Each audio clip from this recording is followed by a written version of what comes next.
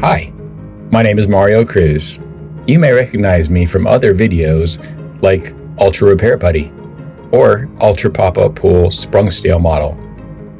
But today I'm here to talk to you about a new product called the Ultra-IBC Funnel. I know it doesn't look like a funnel, but don't worry, it still acts like a funnel. Watch this. Impressive, huh?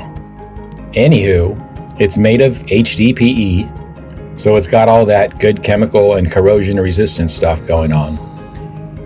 This is thermoformed and will be stocked in Mentor. They are individually boxed, but can be nested for bulk shipping. If you look at the bottom of the funnel, you'll see it was very thoughtfully designed so that it would sit securely on top of the IBC and not shift around. These raised ridges allow containers to be turned upside down and left in place to drain passively. This is especially useful for viscous liquids like oils and paint. You can also place saturated rags, towels, gloves, or whatever you got so that they can drain into the IBC. The built-in strainer fits into the top of the IBC and helps remove larger particles and contaminants from the liquids being poured into the funnel.